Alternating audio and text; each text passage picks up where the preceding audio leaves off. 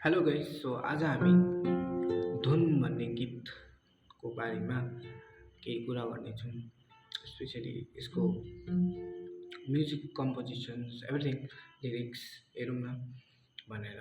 So generally पहिला पहिला म यसरी मेरो साथीसँग डिस्कस गर्थेँ, तर अहिले हामी सबैजना बिजी हुन्छ। द्याट्स वाइ म अब जस्ट सेयर गर्नेछु कि मैले गीत हामीले सुन्दाखेरि कसरी सुन्थेँ होइन।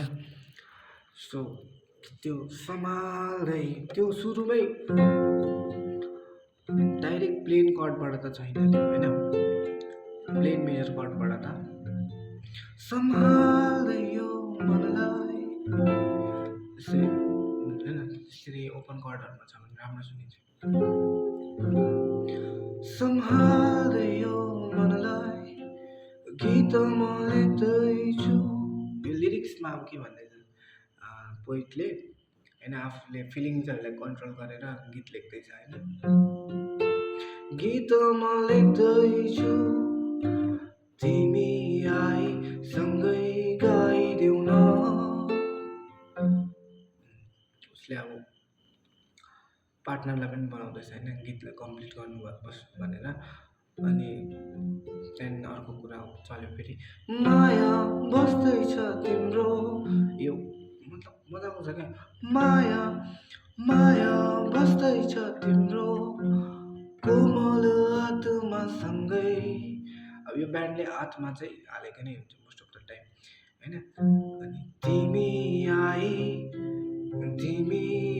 होइन आत्मासँगै मलाई यति बुझिदेऊ न।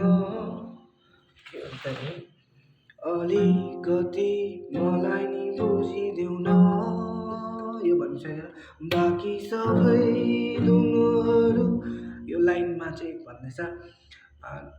नेक्स्ट अब जुन कुराहरू छ त्यो चाहिँ अब हामी आफै लेखौँला। जुन अघि लेख्ने गीतको कुरा गर्दै थियो नि, त्यही गीतको कुरा हुँदैछ। बाँकी सबै धुनहरू हामीसँगै नै रचौँला, बाँकी सबै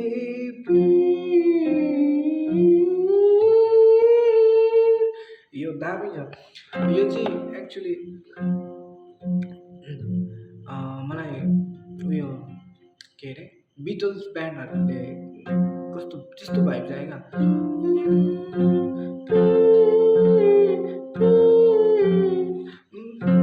बाँकी सबै धुनहरू हामीसँगै नै बचौँला, बाँकी सबै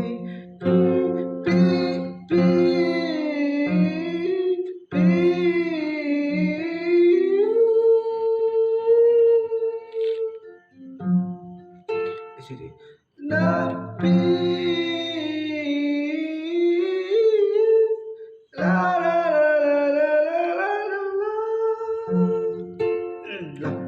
यो सकेपछि म्युजिकहरू दामी जान्छ। त्यहाँदेखि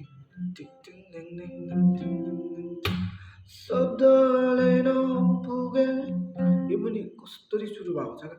शब्दले नपुगे बोलीले नबुझे मायाको भाकाले बुझाउँला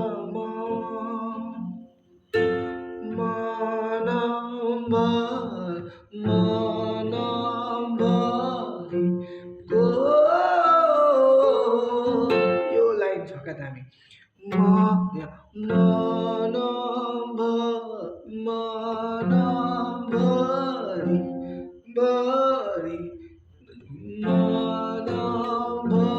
मनभरिको माया सबै तिमीलाई दिउँला म, बाँकी सबै धुनहरू हामीसँगै नै रचौँला। ओके, अनि यो लाइनमा चाहिँ शब्दले पुगेन भने बोलीले बुझाइदिने अरे होइन।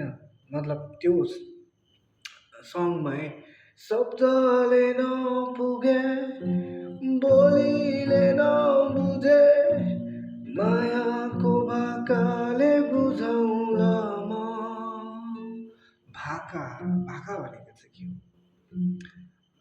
मेलोडी, मेबी मेलोडीले बुझाइदिन्छु अरे क्या। शब्दले नबुझे पनि होइन हेर मलाई गुस्बम आउँदैछ हेर कुरा भन्दै दामी छ नि त होइन शब्दले नबुझे बोलीले नबुझे तर मेलोडीले नै बुझाउँछ अरे ओके सो यस्तो नै छ गीत गाइस सो यस्तो खालको भिडियो तपाईँलाई यदि मनपर्छ भने एकचोटि लाइक गरिदिनुहोस् है मलाई सो द्याट कमेन्ट गरिदिनु मलाई थाहा हुन्छ कि होइन कोहीले हेर्दै हुँदो रहेछ भनेर